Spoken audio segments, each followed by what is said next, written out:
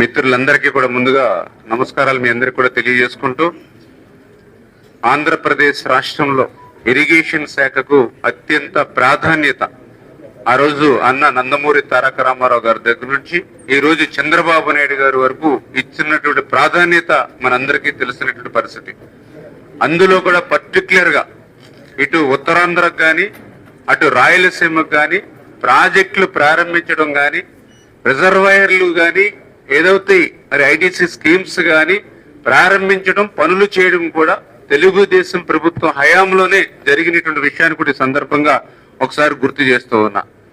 ఏదైతే ఇరిగేషన్కి ఇస్తున్నటువంటి ప్రాధాన్యతకి ఒకే ఒక ఉదాహరణ, ఏదైతే గత వైఎస్ఆర్సీపీ ప్రభుత్వం మరి 5 సంవత్సరాల్లో అంటే 2019, 2024 5 సంవత్సరాలలో మరి వాళ్ళు ఇరిగేషన్ కి పెట్టింది కేవలం 32,000 కోట్ల రూపాయలు మాత్రమే. అదే 14-19లో 71,000 కోట్ల రూపాయలు ఆ రోజు తెలుగుదేశం ప్రభుత్వంలో ఇరిగేషన్ కి బడ్జెట్ లో కేటాయింపులు చేశాం. ఇక్కడ ఒక విషయాన్ని కూడా గుర్తుపెట్టుకోవాలి. 14-19లో 5 సంవత్సరాల్లో మన బడ్జెట్ టోటల్ గా 7 లక్షల కోట్లు. 7 లక్షల కోట్లలో మేము 71,000 కోట్లు పెట్టాం. వీళ్ళు 19-24 5 సంవత్సరాల్లో వీళ్ళ బడ్జెట్ 12 లక్షల కోట్లు, వీళ్ళు పెట్టింది 32,000 కోట్లు. అంటే ఇరిగేషన్ శాఖకి ఎంత నిర్లక్ష్యం చేశారో అదొక ఉదాహరణ. మళ్ళీ ఈరోజు మీ అందరి ఆశీర్వాదంతో తెలుగుదేశం, జనసేన, బీజేపీ, ఎన్డీఏ ప్రభుత్వం వచ్చింది.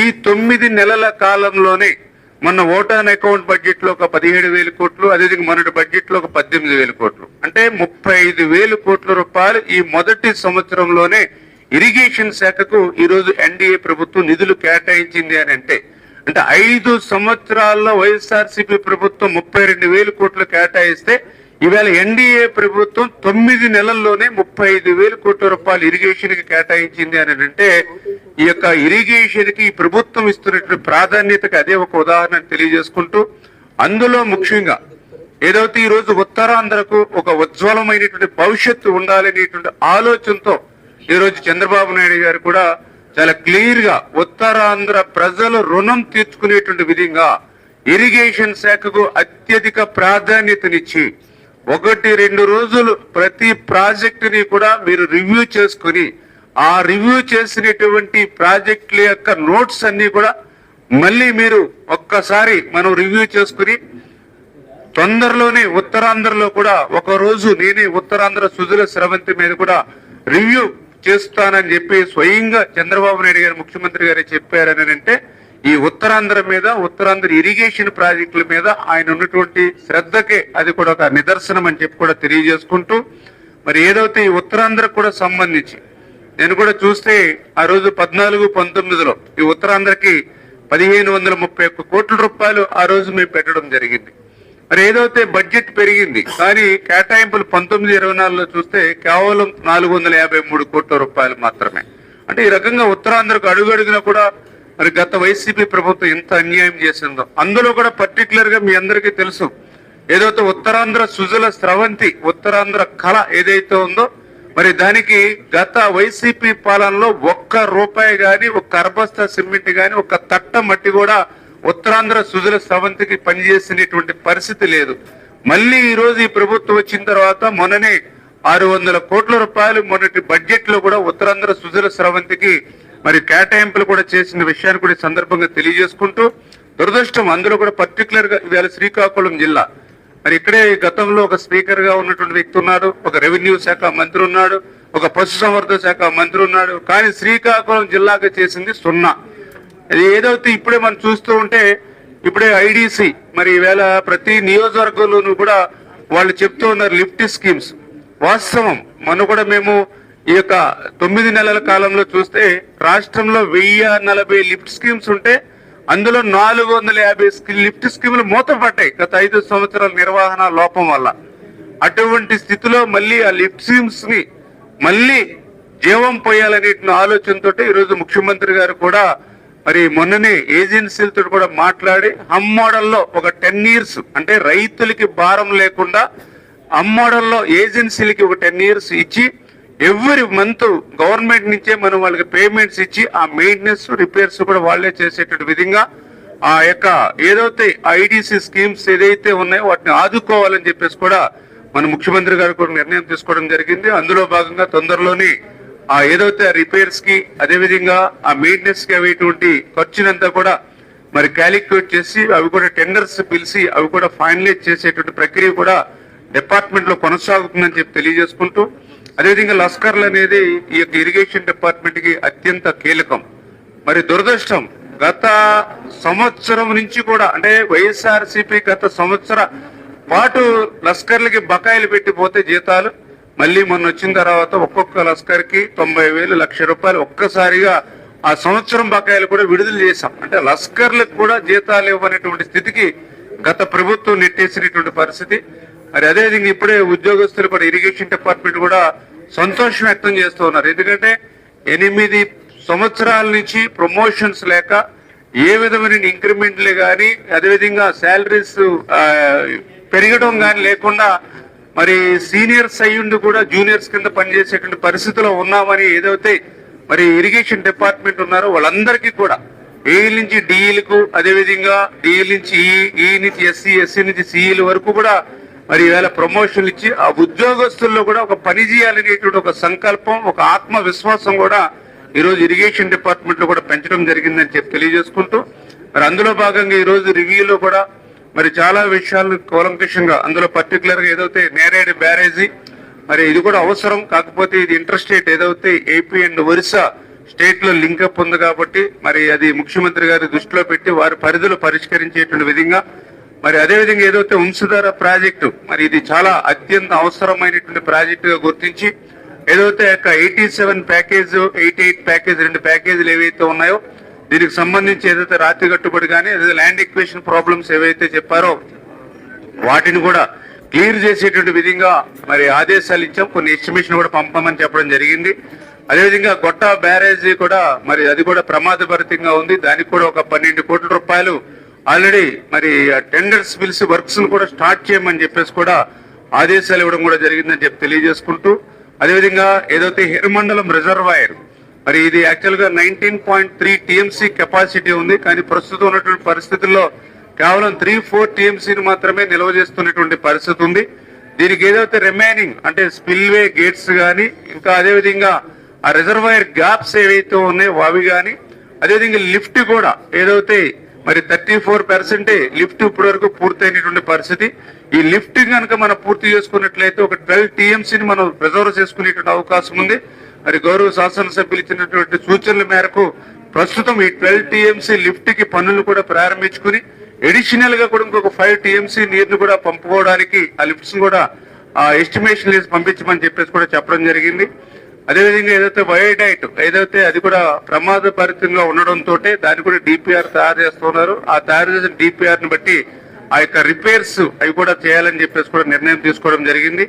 అదేవిధంగా గొట్టా బ్యారేజ్ కి సంబంధించి ఏదైతే లెఫ్ట్ కెనాల్ కానీ అదేవిధంగా రైట్ కెనాల్ కానీ ఏదైతే ఉందో ఆ మోడర్నైజేషన్ వర్క్స్ అన్ని కూడా నిలిచిపోవడం వల్ల ఆ కెనాల్ కెపాసిటీ ఒక 60% 70% మాత్రమే వాటర్ పోతుంది. దానివల్ల శివారు ప్రాంతాలకి సాగునీరు తాగునీరు అందనటువంటి పరిస్థితి ఉంది. దాన్ని కూడా మరి ఏదైతే డీసిల్టింగ్ కానీ అదేవిధంగా రిపేర్స్ కానీ ఏవైతే ఉన్నాయో అవన్నీ కూడా ఎస్టిమేట్ చేయమని చెప్పడం కూడా జరిగింది. అదేవిధంగా ఇప్పుడే మేము మదన గోపాల్ సాగర్ ఏదైతే ఉందో దాన్ని కూడా మేము ఇప్పుడు పరిశీలించాం. మరి కొన్ని ఏదైతే గేట్స్ కానీ ఇవి కానీ కొన్ని పోర్ట్ ఇష్యూస్ ఏవైతే ఉన్నాయో అవి కూడా క్లియర్ చేసుకుని ఆ రిజర్వాయర్ ని కూడా ఒక వాటర్ ని నింపడంతో పాటుగా ఒక టూరిజం ప్లేస్ గా కూడా దాన్ని తీర్చిదిద్దాలనే విధంగా దానికి కూడా ఒక ఎస్టిమేషన్ కూడా ప్రిపేర్ చేయమని చెప్పడం జరిగింది. అదేవిధంగా ఏదైతే మరొక ముఖ్యమైనటువంటిది మహేంద్ర తనవి కూడా ఇప్పటి వరకు చూస్తే 45% పనులు మాత్రమే పూర్తయినటువంటి పరిస్థితిని గుర్తించడం జరిగింది. దీనికి కూడా కొంత ల్యాండ్ ఈక్వేషన్ ఇటువంటి సమస్యలు ఏవైతే ఉన్నాయో వాటి మీద కూడా క్లియర్ గా డిస్కషన్ చేశాం. అదేవిధంగా చంద్రబాబు నాయుడు గారి కళ మీ అందరికీ తెలుసు, ఏదైతే వంశధార నాగావళి లింక్ ఏదైతే ఉందో దీనికి కూడా ల్యాండ్ ఈక్వేషన్ సమస్య. అంటే ఇట్లా ఈ యొక్క శ్రీకాకుళం జిల్లాలో ఉన్నటువంటి ప్రాజెక్ట్స్ ఏవైతే ఉన్నాయో మరి రిజర్వాయర్స్ ఏవైతే ఉన్నాయో ఇవన్నీ కూడా 1 by 1 ఒక్కొక్కటి కూడా క్లియర్ గా మరి వాటిని ఇన్స్పెక్షన్ చేయడంతో పాటుగా రివ్యూ చేయడంతో పాటుగా స్పష్టంగా ఎప్పటికిప్పటికే పూర్తయ్యేటువంటి పరిస్థితులు ఉంటే ఆదేశాలు ఇచ్చాం. ఇంకా రిమైనింగ్ బ్యాలెన్స్ ఉంటే ఇమీడియట్లీ ఎస్టిమేషన్ లిస్ట్ పంపించమని చెప్పాం.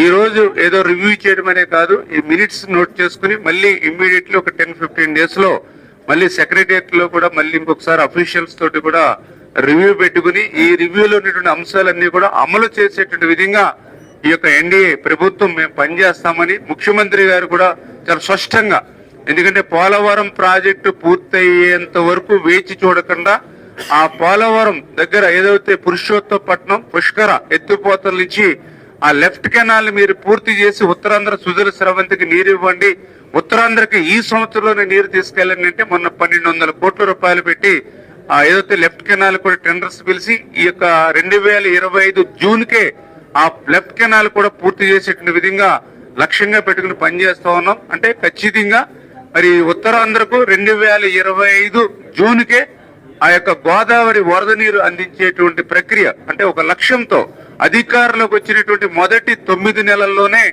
ఇరిగేషన్ శాఖ మీద ఇంత ప్రత్యేకమైనటువంటి దృష్టి పెట్టి ముందుకు పోతూ ఉన్నాం. అందులో కూడా పర్టికులర్ గా ఈవేళ శ్రీకాకుళం జిల్లా మరి అచ్చెన్నాయుడు గారు ఒక సీనియర్ మరి మంత్రిగా మరి ఆయన ప్రతి విషయం మీద అవగాహన ఉన్నటువంటి నాయకుడిగా అచ్చెన్నాయుడు గారు ఉన్నారు. అదేవిధంగా ఇక్కడ ఉన్నటువంటి రవికుమార్ గారు సీనియర్ శాసనసభ్యులు కానీ ఇంకా ఇతరత్ర ఇప్పుడు ఎవరైతే ఎమ్మెల్యేస్ ఎవరైతే ఉన్నారో అందరూ కూడా తమ తమ నియోజకవర్గాలకు సంబంధించినటువంటి ప్రాబ్లమ్స్ సమస్యలు ఏవైతే ఉన్నాయో వాటికి పరిష్కారం కూడా ఎట్లా చేయాలనేది మీద ఒక స్పష్టమైనటువంటి అవగాహనతో ప్రతి ఎమ్మెల్యే కూడా ఉన్నారు.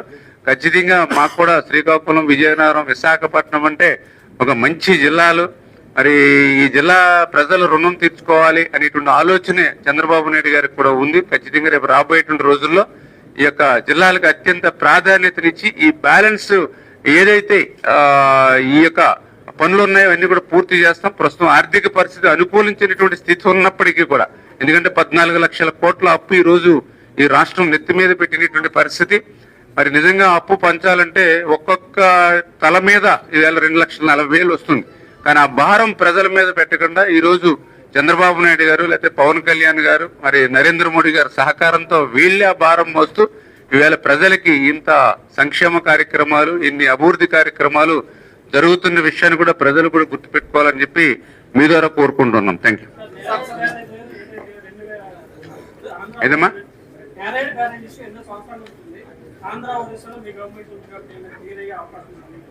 తప్పనిసరిగా ఇప్పుడు అదే మేము డిస్కషన్ చేయడం జరిగింది.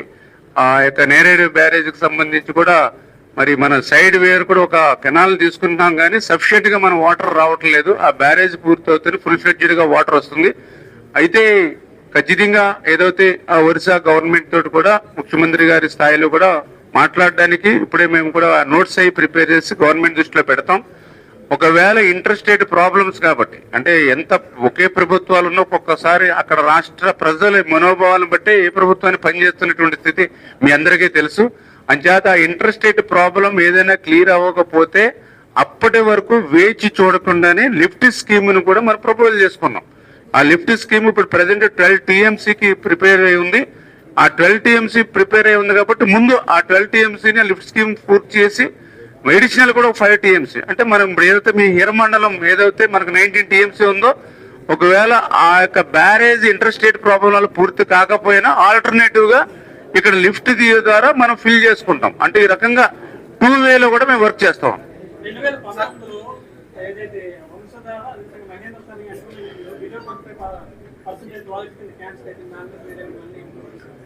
ఖచ్చితంగా ఏదైతే ఇప్పుడు ప్రభుత్వం అంటే నాట్ స్టార్టెడ్ కానీ బిలో 25% కానీ ఏవైతే వర్క్స్ ఉన్నాయో అవి క్యాన్సిల్ చేయమని స్టేట్ వైడ్ గా అన్ని డిపార్ట్మెంట్లు కూడా ఇచ్చినటువంటివి.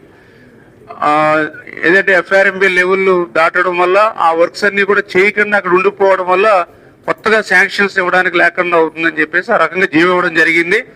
కానీ ఆ జీవోకి పర్టికులర్ గా ఉత్తరాంధ్రకు మేము ఆ యొక్క జీవో ఇంప్లిమెంటేషన్ మ్యాక్సిమం కాకుండా, ఎందుకంటే ఉత్తరాంధ్ర ప్రజల యొక్క అవసరాలను దృష్టిలో పెట్టుకుని ఖచ్చితంగా ఏదైతే నాట్ స్టార్టెడ్ కానీ బిలో 25% లో ఉన్నప్పటికీ కూడా ఇక్కడ ఉత్తరాంధ్ర ప్రాజెక్టుని కొనసాగించాలని చెప్పేసి నిర్ణయం తీసుకోవడం జరిగింది. అదే ఆ ప్రాజెక్ట్స్ ని కూడా అటువంటి ప్రీ క్లోజర్ కనుక చేసినటువంటి ప్రాజెక్టులు ఏవైతే ఉన్నాయో వాటిని కూడా మేము ఐడెంటిఫై చేసాం. దాన్ని కూడా ఇప్పుడు మళ్ళీ ఎస్టిమేషన్లు వేసుకుని టెండర్లు పిలుచుకుని మళ్ళీ వర్క్ స్టార్ట్ చేసుకుంటాం.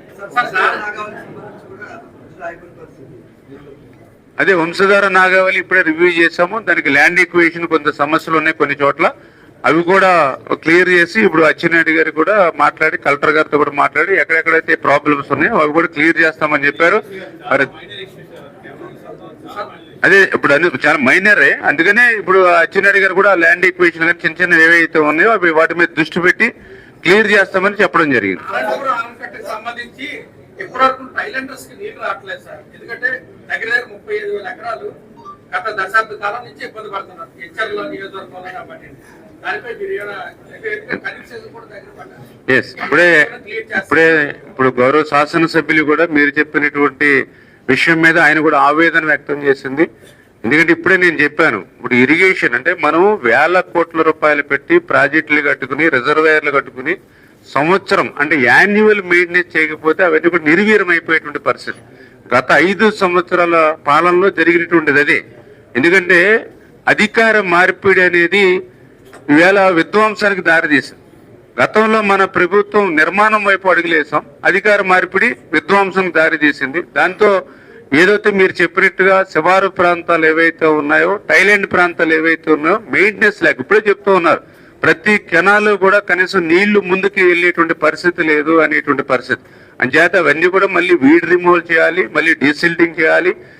ఏదైతే కొన్ని చోట్ల అయితే లాక్స్ కానీ, డోర్స్ కానీ, షట్టర్స్ కానీ, రోప్స్ కానీ కనీసం రిపేర్ల సంగతి అటు నుంచి గ్రీజ్ పెట్టి మెయింటెనెన్స్ చేయనటువంటి స్థితి కూడా ఉన్నాయి. అయితే ఇవన్నీ కూడా ఒక్కసారిగా మనము చేయలేము. కానీ ఇవి ప్రయారిటీ ప్రకారం ముఖ్యమంత్రి గారు కూడా ఏం చెప్పారంటే, మీరు రివ్యూస్ లో ఒక 10%, 20% అవేటువంటి చేస్తే ఇమ్మీడియట్లీ సాగునీరు త్రాగునీరు అందించేటువంటి ప్రాజెక్ట్స్ ఏమున్నాయి, 30-40% ఇంకా రిమైనింగ్ బ్యాలెన్స్ చేస్తే ఏం పూర్తవుతాయి, ఎంత ఆయకట్టుకు నీరు ఇవ్వగలుగుతాం అనేది మీరు ఒక ఎస్టిమేట్ చేసుకుని వస్తే మనం ప్రయారిటీ వారీగా అవన్నీ కూడా పూర్తి చేద్దామని ఇవ్వడం జరిగింది. ఈ రోజు సుదీర్ఘంగానే మేము ఒక 3 hours డిస్కషన్ చేసాం. ఇది నిరంతరం చేసుకుని సాధ్యమైనంత వరకు అతి తొందరలోనే ఏదైతే మీరు చెప్పినటువంటి సమస్యలు ఏవైతే అది క్లియర్ చేస్తాం. Okay, thank you.